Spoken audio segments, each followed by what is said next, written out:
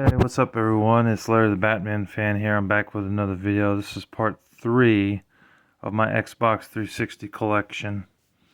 I've got some more games from Gimpy Ninja. This was a week ago. This was actually in the last box that I got from him, which was over 40 games. I have shown it in that video, most of them, plus a few extra titles that I found that I didn't show before. But other than that, yeah. If y'all saw the collection video, y'all seen these. I have not had a chance to play most of these, just so y'all know. So there won't be too much commentary on each. Getting started now, we have Prey. It says limited collector's edition, although I think I just have the disc. I never played it yet, but I've heard it's the first person shooter game on the 360. And it was one of the first first-person shooter games on the 360 that I know of, 2006. So, although there was King Kong, so I guess that's another one. Never played it. Look forward to playing it though. Red Dead Redemption Undead Nightmare. Basically take the Western shooter with some like Grand Theft Auto elements in the game, and then you make it a survival horror game where you're shooting hordes of zombies and trying to figure out just exactly what is going on in the town and why a lot of them humans have been infected. It's a really good game. Definitely has like Western. How would I put it? I mean, Call of Duty is doing that sort of thing where there's zombies in the Black Ops games, you know, zombie mode. It's not quite Left 4 Dead either, really, because it's not a first-person shooter. It's a action adventure game. The Red Dead Redemption games are more action adventure, but they do have shooting in them. But this one is a bit more on the horror side because you got zombies coming out of graves and you're trying to like kill zombies, like finding antidotes and stuff, and then like you throw it into the ground so that way it goes throughout the grave grounds and kills them. You still shoot zombies and you still ride the horse like you do in the regular Red Dead Redemption 1 and 2 game, but it's different. It's a little bit different. But it's a good game if you like zombie games or you like Western games that combine zombie games in it. You're still playing as John Marston in this game, so pretty good game. I recommend it if you guys like those type of games. I usually don't like horror games, but there's very few horror games that I like. But I'll admit that Dead Island and Resident Evil are ones that I do actually like. Although when I first played Resident Evil on GameCube, it scared the shit out of me. Like Resident Evil 0 scared the shit out of me. So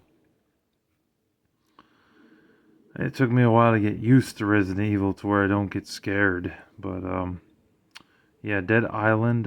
This is a good horror game. I do recommend Dead Island. This game, you do get guns at times, but it's very scarce. You're using a lot of melee weapons like bats and clubs, and you can even use a oar that you use for a canoe and whack zombies in the head with that. From what I know, the first game and the second game are good, but Escape from Dead Island I heard really sucked. But I haven't played Escape from Dead Island, so I'm actually curious to know if it's really as bad as they said. Because when that game came out, just before it was about to come out, it was hyped up to be like the best thing ever. And it came out, and then people were like, oh, no, no, no, no, this is a step back from Dead Island and Dead Island 2 Riptide. But yeah, this is the first Dead Island. This game's dirt cheap. It's like $5-6. I mean, it's so common, this game. You can find it on 360 or PS3. But it's good. I like it.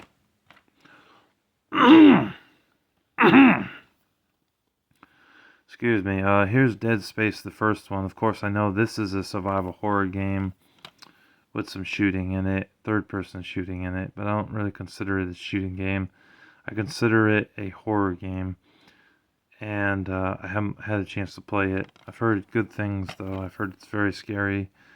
I heard the environments look colorful and bright and beautiful and everything. Just haven't had a chance to play it yet. Of course, we have Resident Evil Operation Raccoon City. This game is not as scary as Resident Evil 1, 2, 3, and 4. Because at the time, it was just Resident Evil 1, 2, 3, 4. I think 5 and 6 came out, but not in the same year. And then this one, and Revelations 1 and 2. And it just wasn't that scary, honestly. And plus, a lot of people call this game the black sheep of the Resident Evil games, because there's like 4 soldiers with names you don't know, and it's not like Leon and Jill are in this game, or Chris. So you're playing as 4 different soldiers. Of course, you're controlling one of them, but you have 3 others with you throughout the game, and you shoot and kill zombies in the game. It's not a bad game. It's not as bad as some people may say. So a lot of people say this game is really terrible, and that it sucks and everything. I don't think it sucks, but it's definitely a step back from the original roots of Resident Evil, because it plays more like a third-person shooter than it does a survival horror game. I mean, there's only a few times you will jump in this game. For the most part, you're not going to get scared. You know, there might be a zombie that surprises you when you come around a corner, and a zombie just jumps on you out of nowhere, and you're like, oh shit! And you just like jump for like 2 seconds, and then you're like, oh, scared the crap out of me. You know, a zombie bites you, but you still get back up, of course, because you get a couple of hits before you're dead. But yeah, you know, it's just not as scary as some of the other ones. Elder Scrolls V Skyrim is an excellent game. Definitely a good RPG game. This has been re-released on PlayStation 4, I believe, and Xbox One. And I know that they recently, like a year ago, released it on the Nintendo Switch. But it was like $50 upon release. Like, Nintendo's getting a lot of the good games, but they're getting it way after the PS4 and the Xbox One version, so it kind of makes it pointless to get the Switch version, when the Switch version is usually $40 or $50 when it first comes out, and the other versions have already dropped in price. Well, personally speaking, I just have this version, and this is good enough for me. You know, there isn't that much new in the newer versions. There's only 1 or 2 things that they allowed you to do in those versions over this version. But what it is it's an RPG game, and it's always been an RPG series, Morrowind and Oblivion, which I also do own. And it's pretty good, you know. You fight like monsters and stuff in the game with swords, and you can throw like fireballs out of your hand and stuff. It's a really good game. I recommend it. It's definitely widely talked about and highly regarded in a lot of people's eyes. Homefront, decent shooter. I've heard some good things about it. You know, the online mode in this game I heard is really good. I don't think they still have the online mode for this game. But it was a game that was really hyped up when it first came out. It was the best next shooting game to come out, and then when it came out, it did okay, but it didn't do as good as Halo, Call of Duty, or say Far Cry. You know, it definitely did not do as good. I mean, the second Homefront game proved that the Homefront series is failing rather, because the second game really stunk. You know, the first game, this game right here was okay. It wasn't bad, but definitely not the second game. So just goes to show that sometimes the sequel can be a downfall for a game franchise, and then they never go back to it. Like Kane and Lynch is another one. The first Kane and Lynch game was excellent, you know, and the second game came out and it sucked. It wasn't good. The campaign was only like 4 hours long, and it didn't have that adrenaline pump to where Lynch could come over to Kane and save you. You basically would just die in the game. But anyways, I don't have Kane and Lynch in here. I played Kane and Lynch though. I had it on PS3 in the past. I've beaten that game. Two Worlds 2. I did not get the first game because I heard it totally sucked. But I heard that this one was actually much better. So I decided to give it a try. I haven't had a chance to play it. I would like to play it. I've heard it's a good RPG. A lot better than the first one. Call of Duty 4, Modern Warfare. I think I have every Call of Duty game on the 360. Except for Call of Duty 3.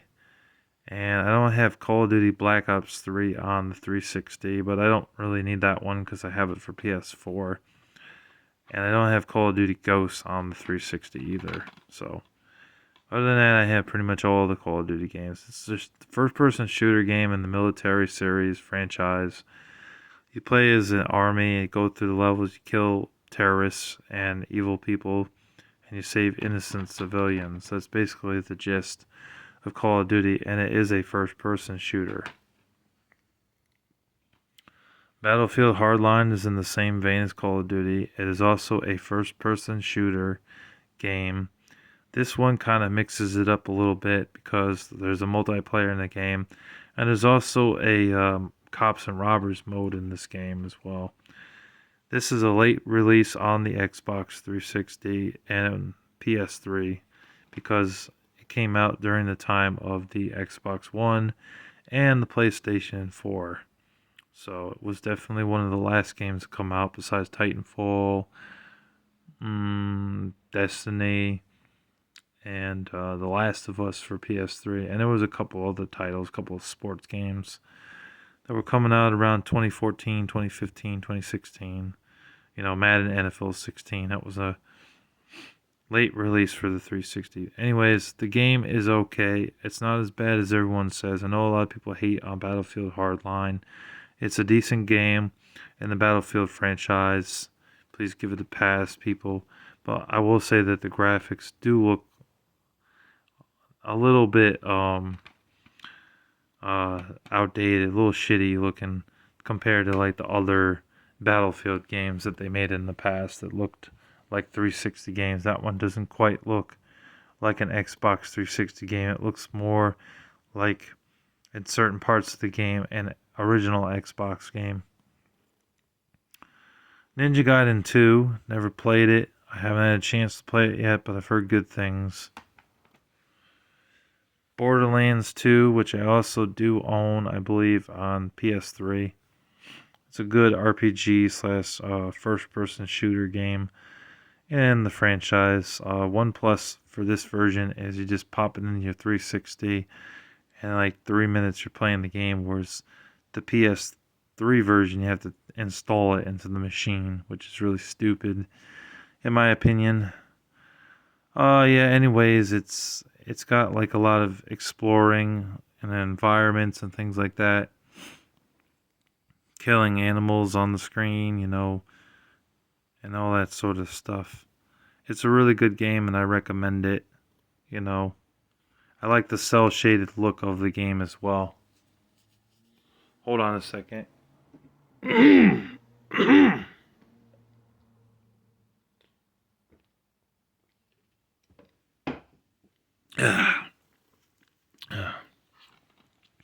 Battlefield Bad Company. Good game. I recommend it. It's also available on PlayStation 3. I think I have all the Battlefield games now for Xbox 360. Lost Planet, Extreme Condition. Very good third-person shooter. I don't know if the Lost Planet's ever going to come back with a Lost Planet 4. But it would be nice to see a Lost Planet 4. It's a pretty good game. I have the second one on PS3. I don't have the third one though. Raven Squad. This basically mixes a first-person shooter and RTS real-time strategy into one game. Haven't had a chance to play it. I probably wouldn't like the RTS moments in the game. I've tried to play some RTS games in the past, like Rome Total War and Empire Total War and Populous on the Super Nintendo. I didn't care for them at all. I really don't like RTS style games, so I don't know. Excuse me, I may not like that game. It might flat out suck, for all I know. Or it could be a good game. First person shooter games, most of the time for me, are pretty good. But that one mixes RTS stuff in it, like I said. MX versus ATV Supercross. I think I'm on my way to owning all the MX versus ATV games because they're all really good racing games. They're all really fun to play. I really enjoy these MX versus ATV games. They're really cool. I like the stunts you can do in the game, and I just like the racing and the sound of the motorcycles and everything. It's a lot of fun. But I haven't played this one yet. I look forward to playing it very soon. Portal 2 is not a first-person shooter game. I know a lot of people say that it is. It's more of a puzzle-solving game. I haven't played it yet. I look forward to playing it. Split second, I had to get this game because me and my friend Ricky have a blast playing this game. It really is a fun racing game that reminds me of Burnout a lot, which Burnout really needs to make a comeback. They need to make another Burnout game. I don't know what they're waiting on, but it's been forever. What's going on, EA? Stop focusing on Madden so damn much. Get us another Burnout game on PlayStation 5 and Xbox Series X. We really want to see another Burnout. It would be a blast. So it does play like that. My friend Ricky has this game, and we've played it a number of times, and we love it. It's a really fun game, good multiplayer in the game. The campaign mode is fun too, but really where this game shines the most, I feel, is the multiplayer. So it's a good game, good racing game. Definitely has a sense of speed in it.